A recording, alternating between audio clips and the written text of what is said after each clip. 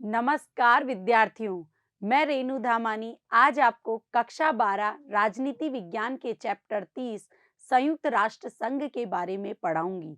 आप सब जानते हैं बच्चों कि हम आज तक दो विश्व युद्धों की विभीषिका को झेल चुके हैं। एक हुआ था प्रथम विश्व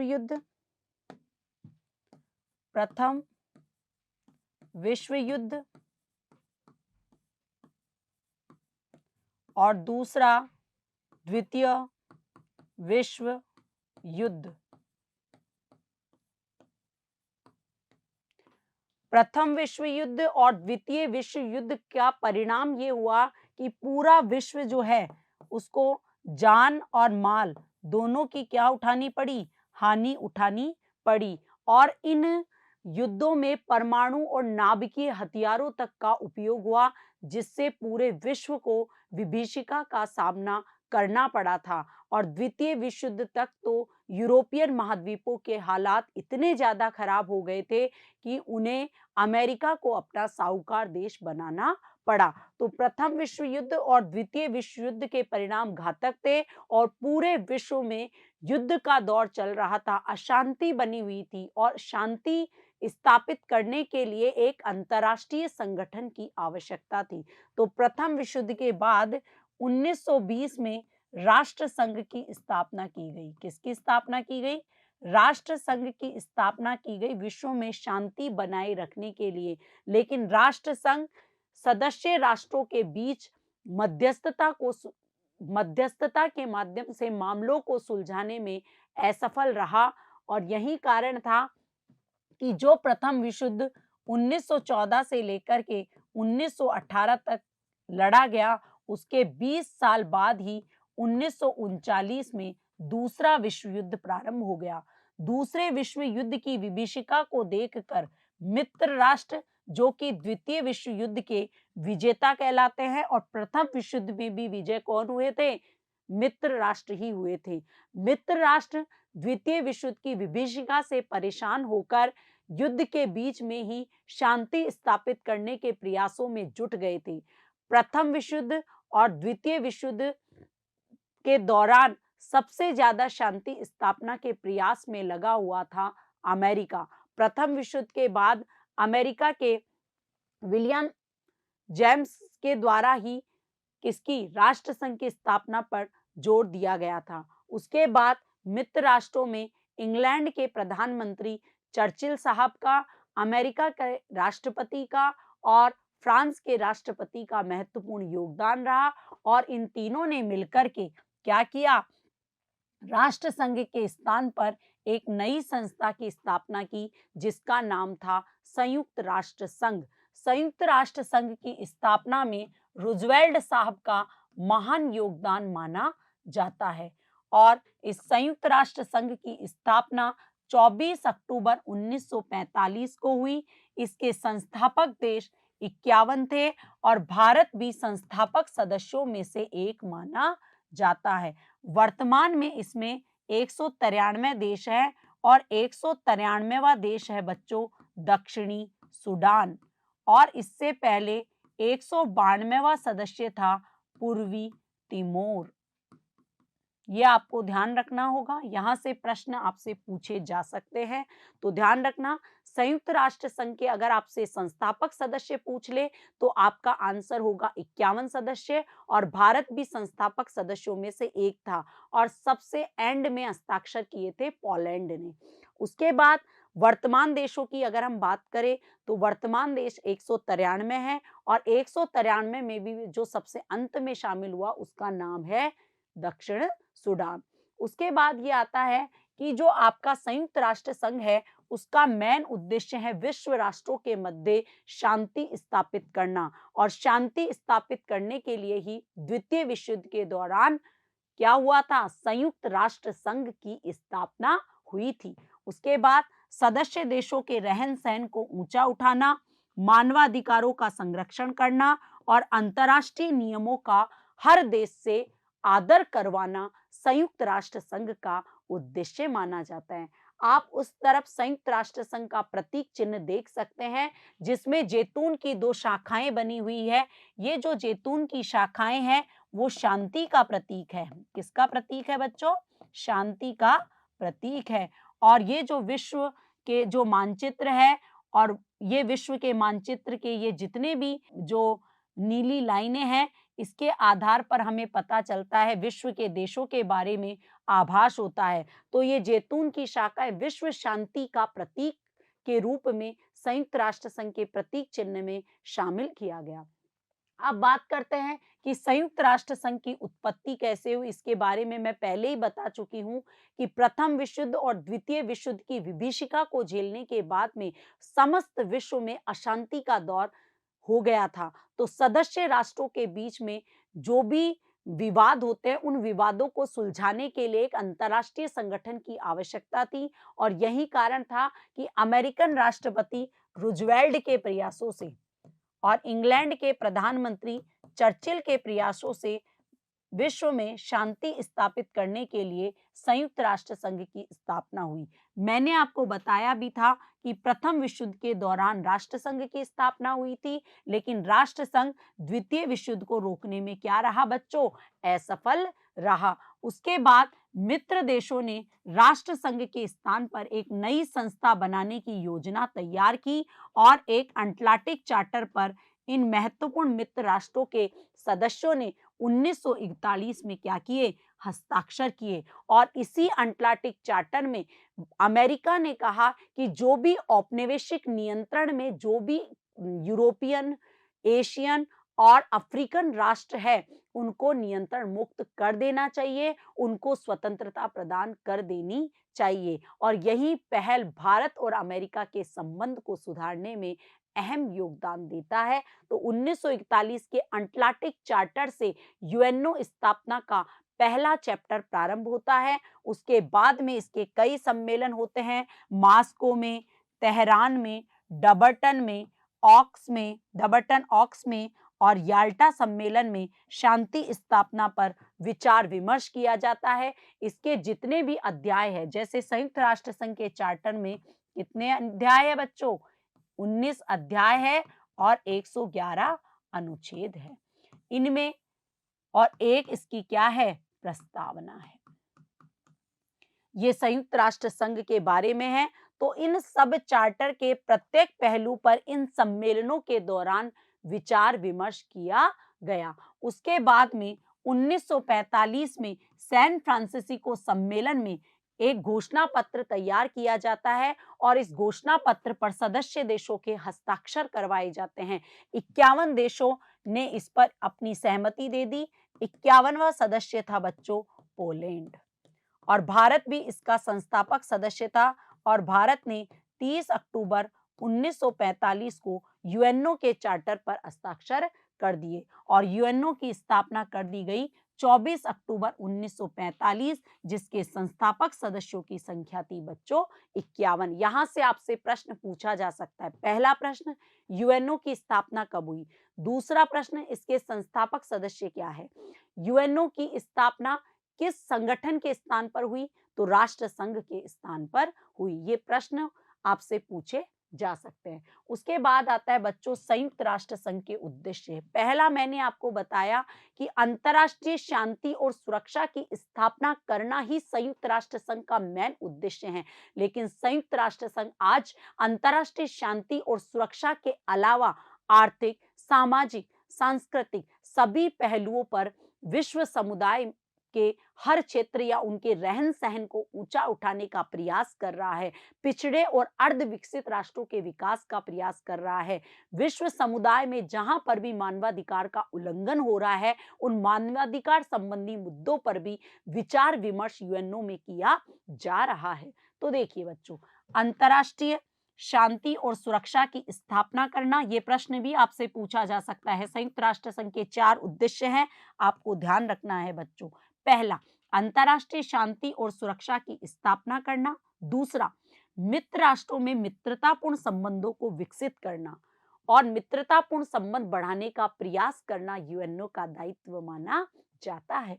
इसके अलावा आज यूएनओ आर्थिक, सामाजिक, सांस्कृतिक मानवीय क्षेत्र से संबंधित समस्याओं के लिए क्या करता है, अंतर्राष्ट्रीय सहयोग को प्राप्त करता है और विश्व के सभी क्षेत्रों का क्या करता है, सहयोग देता है अपनी विभिन्न प्रकार की एजेंसियों के माध्यम से, जिसमें आपका आता है यूनेस्को, यूनिसेफ, यूएनडीपी, इसके अलावा WHO विश्व स्वास्थ्य संघ, इसके अलावा आपका वर्ल्ड बैंक,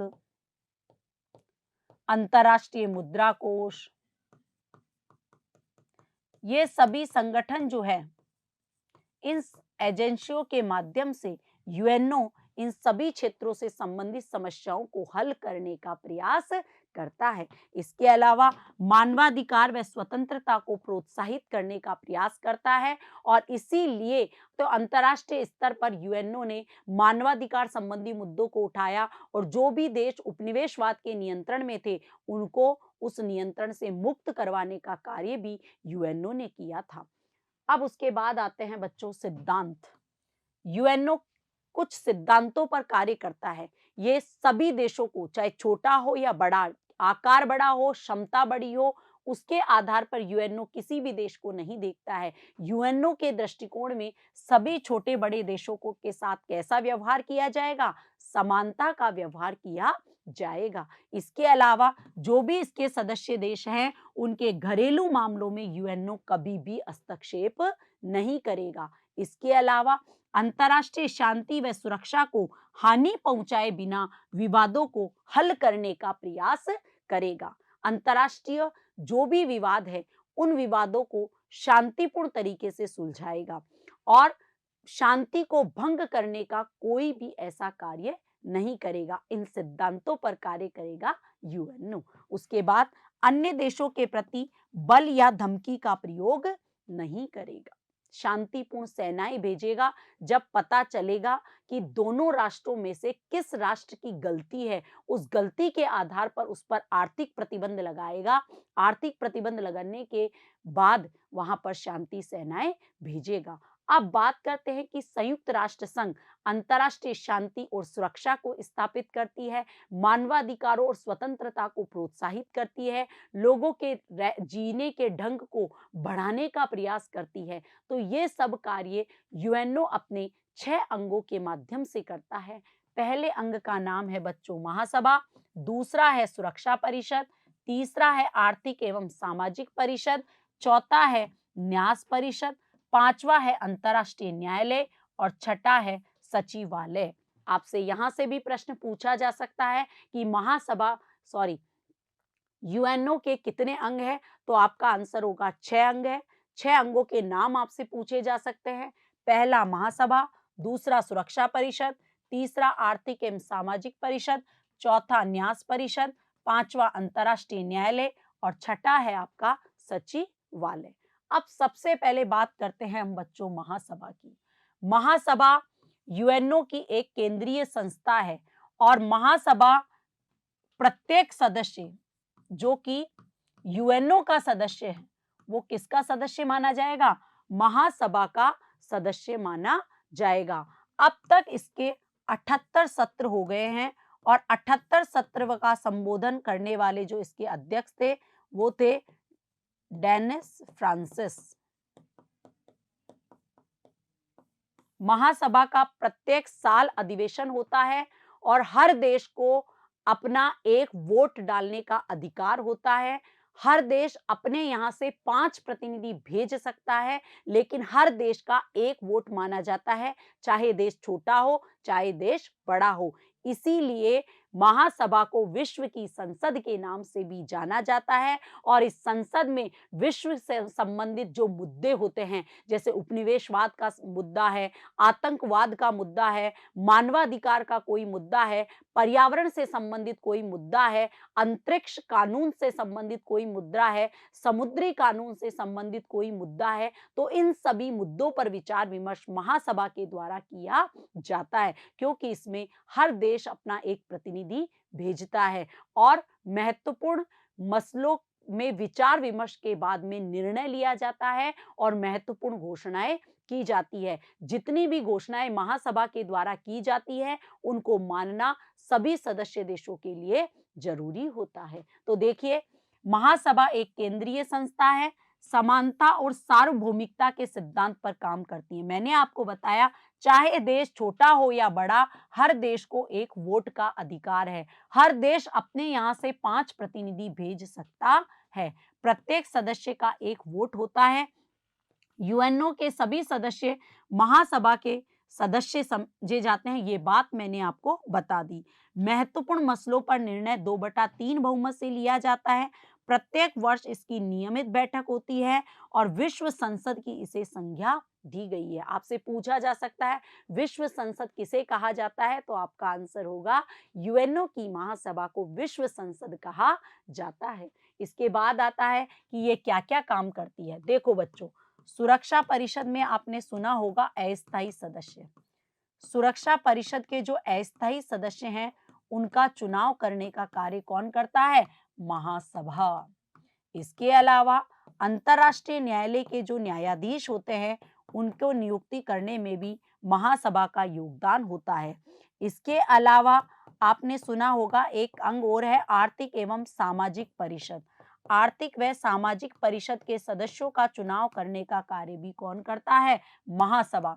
इसके अलावा सचिवालय का जो महासचिव होता है उसको चुनने का कार्य भी कौन करता है? महासभा करती है। तो ये तो नियुक्ति संबंधी कार्य करती है कौन? महासभा। इसके अलावा शांति व सुरक्षा संबंधी मसलों पर, पर्यावरणीय सुरक्षा से संबंधित मसलों पर, जनसंख्या विस्फोट से संबंधित मुद्दों पर, अंतरिक्ष व समुद्र प्रयोग संबंधी मुद्दों पर, औपनिवेशिक प्रशासन की समस्या को लेकर के ये जितने भी मामले हैं उनमें सुझाव और अपनी सिफारिश प्रस्तुत करने का कार्य महासभा करती है। ये बात मैंने अभी आपको बताई थी। उसके अलावा अंतर्राष्ट्रीय सहयोग पर विभिन्न प्रकार की सामाजिक, राजनीतिक, आर्थिक और सांस्कृतिक घोषणाएं प्रस्तुत करती है महासभा। इसके अलावा विभिन्न अंगों के सदस्यों का चुनाव करती है। ये बात मैंने आपको बता दी।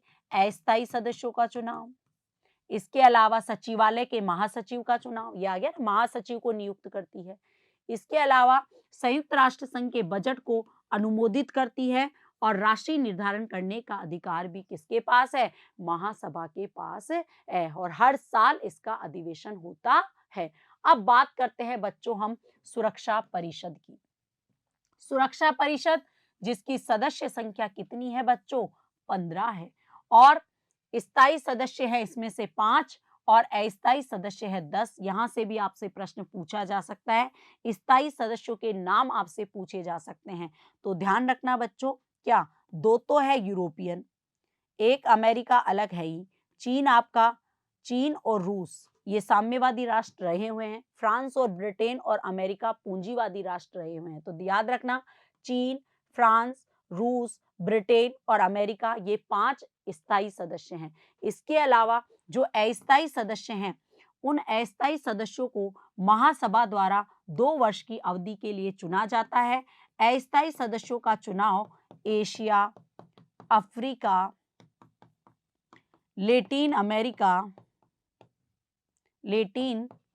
अमेरिका, यूरोप, इन सभी महाद्वीपों से क्या किया जाता है? इन सदस्यों को अल्फाबेट के तौर पर लिया जाता है और अस्थायी सदस्यों का चुनाव किया जाता है।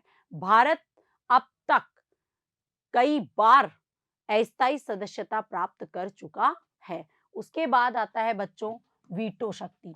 ये वीटो शक्ति केवल सुरक्षा परिषद के स्थायी सदस्यों को ही प्राप्त है। देखो लिखा हुआ है वीटो शक्ति स्थायी सदस्यों को प्राप्त। महत्वपूर्ण मसलों पर 5 स्थायी सदस्यों की सहमति होना जरूरी है। मान लो कोई भी महत्वपूर्ण मामला है जो महासभा में जाता है, कहाँ जाता है बच्चों? महासभा में जाता है और महासभा में अगर कोई मामला विचार विमर्श के लिए जाता है तो इन 5 सदस्यों का सहमत होना जरूरी है। अगर इनमें से एक भी अपनी असहमति दे देता है तो उस मामले पर अंतिम निर्णय नहीं लिया जाता। तो इसी को उस देश का वीटो पावर या निषेधाधिकार के नाम से जाना जाता है। तो ध्यान रखना वीटो शक्ति क्या है? स्थायी सदस्यों में से किसी भी एक सदस्य का नकारात्मक वोट के विशेषाधिकार को वीटो पावर कहा जाता है। यहां से आपसे प्रश्न पूछा जा सकता है कि वीटो पावर किसे कहते हैं। स्थायी सदस्य में से किसी भी एक सदस्य का नकारात्मक वोट के विशेषाधिकार को वीटो शक्ति के नाम से जाना जाता है। अब बात आता है कि सुरक्षा परिषद काम क्या करती है। देखो बच्चों, आप सबने देखा कि यूएनओ का मेन उद्देश्य ही है क्या? अंतर्राष्ट्रीय शांति और सुरक्षा स्थापित करना। और संयुक्त राष्ट्र संघ का ये सबसे महत्वपूर्ण अंग है सुरक्षा परिषद, जो कि शांति स्थापना का क्या करती है? प्रयास करती है। और शांति स्थापना में सबसे पहले सदस्य राष्ट्रों के मध्य मध्यस्थता स्थापित करने का प्रयास करती है। अगर मध्यस्थता के द्वारा मामला नहीं सुलझता है तो क्या करती है? उनके ऊपर प्रतिबंध लगाती है। क्या लगाती है? प्रतिबंध लगाती है। और प्रतिबंधों के माध्यम से भी अगर वह राष्ट्र नहीं समझता है तो वहां पर सैनिक कार्यवाही की जाती है और शांति सेनाएं भेजी जाती है। इन सब माध्यमों से सुरक्षा परिषद विश्व राष्ट्रों के मध्य शांति स्थापित करने का प्रयास करती है। और सुरक्षा परिषद के कार्य इतने ज्यादा प्रभावशाली है कि आज हमने द्वितीय विश्व युद्ध के बाद तृतीय विश्व युद्ध को नहीं देखा है, क्योंकि सुरक्षा परिषद ने जहां जहां विश्व में मतभेद और युद्ध की संभावना हुई तब तब सुरक्षा परिषद ने अपनी महत्वपूर्ण भूमिका निभाई है। उसके बाद देखिए, युद्ध से निपटने के लिए आर्थिक प्रतिबंध लगाती है।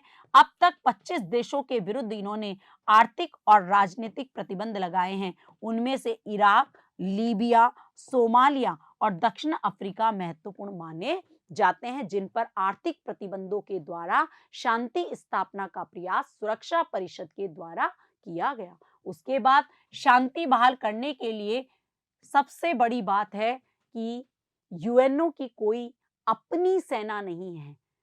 शांति सेनाएं भेजने के लिए भी उसे सदस्य राष्ट्रों की हेल्प लेनी पड़ती है।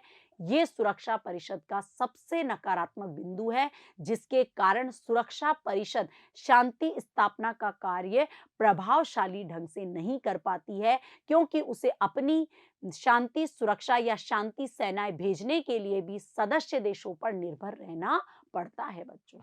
अब है, कई बार सैनिक कार्रवाई की है। कोरिया संकट के समय 1950 में, 1990 में इराक पर जब कुवैत का हमला हुआ उस समय भी शांति सेनाएं भेजी। सुरक्षा परिषद ने अमेरिका को, जब अमेरिका ने मानवाधिकार को मुद्दा बना के इराक पर हमला किया था 2003 में, तो सुरक्षा परिषद ने हमला करने की इजाजत नहीं दी थी। अमेरिका ने सुरक्षा परिषद की अवहेलना करके अमेरिका ने इराक पर 2003 में सद्दाम हुसैन के शासनकाल के विरुद्ध क्या किया था? हमला किया था। सुरक्षा परिषद शांति स्थापित करने हेतु जो सेनाएं भेजती है उन्हें पीस कीपिंग के नाम से जाना जाता है। तो सुरक्षा परिषद महत्वपूर्ण मसलों को, विवादों को सुलझाने का प्रयास करती है। अगर सुलझाए मध्यस्थता के द्वारा नहीं जाते तो उनके ऊपर क्या लगाती है? बाह्य प्रतिबंध लगाती है, सैनिक कार्यवाही करती है, शांतिपूर्ण सेनाएं भेजती है और युद्ध की संभावना को रोकने का कार्य करता है यूएनओ का ये महत्वपूर्ण अंग। अब बात करते हैं तीसरे महत्वपूर्ण अंग की, जिसका नाम है बच्चों आर्थिक और सामाजिक परिषद। आर्थिक और सामाजिक परिषद के जो सदस्य संख्या की अगर हम बात करें बच्चों, तो आर्थिक एवं सामाजिक परिषद की सदस्य संख्या जब स्थापना हुई थी उस समय इसकी सदस्य संख्या 18 थी, लेकिन वर्तमान में आर्थिक और सामाजिक परिषद के सदस्यों की संख्या 54 है। और 3 वर्ष के बाद में 1/3 सदस्य आते हैं और 1/3 सदस्य जाते हैं। ये कभी भी भंग नहीं होता है। तो संस्थापन के समय इसकी सदस्य संख्या 18 थी और वर्तमान में इसकी सदस्य संख्या 54 है। और इस आर्थिक एवं सामाजिक परिषद की साल में एक बार क्या होती है? बैठक होती है। तो अंतर्राष्ट्रीय आर्थिक, सामाजिक, सांस्कृतिक व मानवीय समस्याओं पर विचार करने का कार्य करता है आर्थिक और सामाजिक परिषद। और आर्थिक और सामाजिक परिषद ने ही यूएनओ की भूमिका को अंतर्राष्ट्रीय रंगमंच पर सबसे ज्यादा सिद्ध करने का कार्य किया है। यूएनओ राजनीतिक दृष्टि से कई बार क्या हुआ है, गलत साबित हुआ है, लेकिन आर्थिक और सामाजिक रूप से, सांस्कृतिक रूप से जो उसने विश्व समुदाय के लिए कार्य किया है, इसके आधार पर यूएनओ की अवहेलना नहीं की जा सकती। विभिन्न आयोगों को गठित करने का अधिकार है। गैर सरकारी संस्थाओं को अपने क्रियाकलापों में शामिल करने का कार्य भी ये करता है और वर्ष में एक बार इसकी बैठक होती है। किसकी? आर्थिक एवं सामाजिक परिषद की। उसके बाद बात करते हैं न्यास परिषद। न्यास परिषद यूएनओ का एक ऐसा अंग है जिसमें किसी भी प्रकार का कोई क्रियाकलाप नहीं हो रहा है, जिसकी कोई बैठक नहीं हो रही है। क्यों?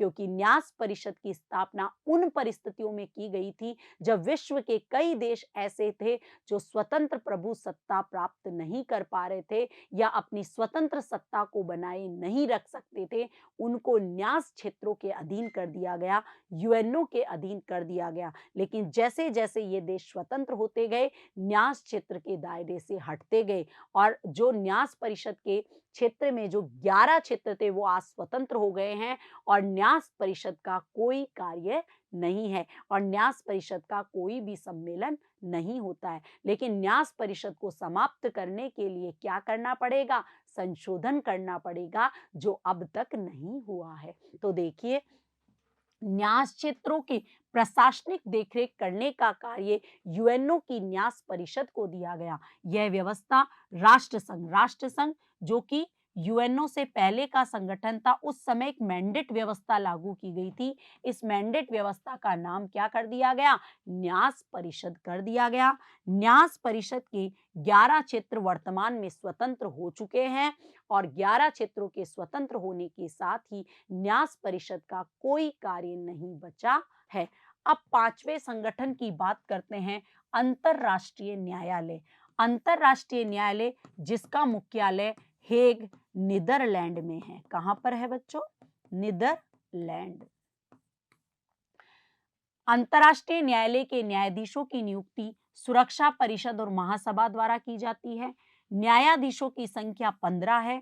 इनका कार्यकाल 9 वर्ष का होता है और इस न्यायालय में व्यक्ति मुकदमा नहीं लड़ता है, देश को मुकदमा करने का अधिकार प्राप्त होता है। अंतरराष्ट्रीय न्यायालय के निर्णय बाध्यकारी नहीं होते हैं। कोई देश माने या ना माने, ये सदस्य देश पर निर्भर करता है।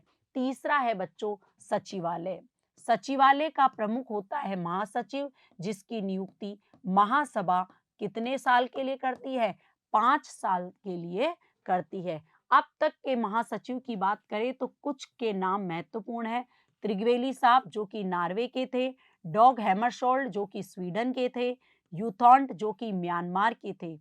इसके अलावा कुर्ट वाल्डीम ऑस्ट्रेलिया के थे। ये यूथॉन्ट तभी थे जब 1962 में क्यूबा संकट आया था ना, तो क्यूबा संकट में महत्वपूर्ण भूमिका निभाई थी और अमेरिका और सोवियत संघ इन दोनों के बीच में मध्यस्थता करवाने का कार्य किया था। किसने? यूथॉन्ट साहब ने। कुर्ट वाल्डीम ऑस्ट्रेलिया से, बुतरस घाली मिस्र से। इसके अलावा एक नाम जो आपने सबसे ज्यादा सुना होगा, कोफी अन्नान साहब जो कि घाना से थे। इसके अलावा वान की मून साहब। और आपके वर्तमान महासचिव की बात करें हम तो वर्तमान महासचिव कौन है? वर्तमान महासचिव उनका नाम है एंटोनियो गुटेरस। ये एंटोनियो गुटेरस पुर्तगाल से हैं और एंटोनियो गुटेरस वर्तमान में महासचिव के पद पर कार्यरत है। और महासचिव अंतर्राष्ट्रीय स्तर पर जितनी भी बैठकें होती है उनको संबोधित करने का कार्य करता है, प्रशासनिक कार्यवाही करता है और यूएनओ का नेतृत्व करने का कार्य या यूएनओ के विश्व रंगमंच पर उसकी अध्यक्षता करने वाला होता है महासचिव, जो कि वर्तमान में एंटोनियो गुटेरस साहब है। अब बात करते हैं कि संयुक्त राष्ट्र संघ ने उपनिवेशवाद और जातिवाद के विरुद्ध संघर्ष के लिए क्या प्रयास किए। तो देखिए बच्चों, उपनिवेशवाद की समाप्ति, शांति व प्रगति लाने का महत्वपूर्ण लक्ष्य, ये यूएनओ के महत्वपूर्ण लक्ष्यों में से माना जाता है। उपनिवेशवाद का समाप्त करने के दो पहलू हैं, एक प्रत्यक्ष रूप से पश्चिमी देशों द्वारा शासित थे और कुछ न्यास क्षेत्र के अंतर्गत आते थे, जो आज क्या हो चुके हैं, स्वतंत्र हो चुके हैं। उपनिवेशवाद के विरुद्ध यूएनओ ने घोषणा की थी 1960 में, महासभा ने घोषणा की थी, और आज वर्तमान में इरिट्रिया, पूर्वी तिमोर उपनिवेशवाद के विरुद्ध सफल उदाहरण है, जो कि उपनिवेशवाद से मुक्त होने के समकालीन प्रयास है। इसके अलावा आप सबको पता है, दक्षिण अफ्रीका में जो रंग भेद की नीति थी, उसका भी यूएनओ ने विरोध किया था, और वहां पर नेल्सन मंडेला के प्रयासों से दक्षिण अफ्रीका में रंगभेद समाप्त हुआ। तो रंगभेद की नीति का, उपनिवेशवाद का और जातिवाद का विरोधी रहा है कौन, यूएनओ, और इसकी दशा में यूएनओ ने क्या किया है, प्रयास भी किया है। उसके बाद मानवाधिकार, मानवाधिकारों का सार्वभौमिक घोषणा पत्र, जो कि 10 दिसंबर 1948 में आया, और एक मानवाधिकार आयोग की स्थापना की गई, और पूरे विश्व में मानवाधिकार दिवस मनाया जाता है 10 दिसंबर को। उद्घोषणा में कहा गया कि राजनीतिक, सामाजिक, नागरिक, आर्थिक, सांस्कृतिक अधिकारों की व्यापक घोषणा इस घोषणा पत्र में की गई, और जितने भी देश की सरकारें हैं उनको मानना ये न मानना सदस्य देश पर निर्भर करता है, वो बाध्यकारी नहीं है। लेकिन मानवाधिकारों की जो संवेदनाएं आई हैं उनको सदस्य देश पर क्या किया गया है, लागू किया गया है। मानवाधिकार का 1993 में वियना में अंतर्राष्ट्रीय सम्मेलन का आयोजन होता है, और इस सम्मेलन की सिफारिश पर 1994 में संयुक्त राष्ट्र मानवाधिकार उच्च आयोग 1994 का गठन किया गया, जो विश्व में मानवाधिकारों के प्रति सम्मान को बढ़ाने का कार्य करता है। तो मानवाधिकारों के संरक्षण में भूमिका निभाता है कौन, यूएनओ, और मानवाधिकारों का विस्तृत घोषणा पत्र विश्व समुदाय के सामने रखने का कार्य भी यूएनओ ने किया। अब बात करते हैं कि आज यूएनओ में कई सारी समस्याएं हैं। इन समस्याओं को देखते हुए हमें लगता है कि यूएनओ में पुनर्गठन की आवश्यकता है, क्योंकि समकालीन समस्याएं बदलती जा रही है। आज विश्व समुदाय के सामने बहुत सारी समस्याएं हैं, या विश्व समुदाय जो कि एक ध्रुवीय था आज बहुध्रुवीय होता जा रहा है। आज अमेरिका की वर्चस्वता ही पूरे विश्व में नहीं है, बल्कि विश्व में नई शक्तियां भी उभरती जा रही है। इस बात को देखते हुए यूएनओ में पुनर्गठन की आवश्यकता है। आज यूएनओ में स्थायी सदस्यों की संख्या को बढ़ाया जाना चाहिए। इसके अलावा अस्थायी सदस्यों की संख्या में भी बढ़ोतरी की जानी चाहिए। आज यूएनओ में भारत को स्थायी सदस्यता का दावेदार माना जाता है। क्यों माना जाता है? क्योंकि भारत अब तक 25 शांति अभियानों में अपनी सेनाएं भेज चुका है, और शांति कार्यों में सबसे ज्यादा भारत सहयोग करता है। इसके अलावा भारत चाइना के बाद में दूसरी सर्वाधिक जनसंख्या वाला देश है, और जब से यूएनओ की स्थापना हुई है, इसके उद्देश्यों और सिद्धांतों के प्रति निष्ठा का भाव भारत ने रखा है, और इसका संस्थापक सदस्य रहा है। तो माना जाता है कि भारत को किसकी, यूएनओ की स्थायी सदस्यता मिलनी चाहिए, इसका प्रबल दावेदार है। लेकिन पड़ोसी राष्ट्र भारत को नहीं चाहते कि उसे स्थायी सदस्यता मिले, इसलिए हर बार स्थायी सदस्यता के दावेदारी होने के बावजूद भारत को स्थायी सदस्यता नहीं मिल पाती है। स्थायी सदस्यता के लिए और भी देश दावेदार है, लेकिन सबसे ज्यादा दावेदार माना जाता है भारत को, क्योंकि इसके पक्ष में बहुत सारी चीजें आती है। तो आज हमने यूएनओ के उद्देश्यों, सिद्धांतों, इसके अलावा यूएनओ के अंगों के बारे में चर्चा की, और यूएनओ के दायरे में बढ़ती बढ़ोतरी के बारे में अध्ययन किया कि यूएनओ किस प्रकार अपनी इंटरनेशनल एजेंसियों के माध्यम से, जिसमें यूनेस्को, यूनिसेफ, विश्व स्वास्थ्य संगठन, आईएई, इस दिशा में प्रयासरत है। आज विश्व में जो परमाणु हथियार और नाभिकीय हथियारों की दौड़ लगी हुई है, उसके लिए भी क्या कर रहा है? संयुक्त राष्ट्र संघ निशस्त्रीकरण की दिशा में भी प्रयास कर रहा है। आज अंतर्राष्ट्रीय आतंकवाद के विरोध में भी संयुक्त राष्ट्र घोषणा पत्र तैयार किया गया और महासभा ने उसको पारित भी किया है। तो अंतर्राष्ट्रीय आतंकवाद से संबंधित मुद्दों पर भी यूएनओ विचार विमर्श कर रहा है। इसके अलावा आज विश्व के सामने जो पर्यावरणीय मुद्दे आ रहे हैं, उन पर्यावरणीय मुद्दों पर भी अंतर्राष्ट्रीय रंगमंच पर चर्चा की जाती है और इस रंगमंच का केंद्र है यूएनओ, जिसकी चर्चा आज हमने इस अध्याय में की बच्चों। धन्यवाद।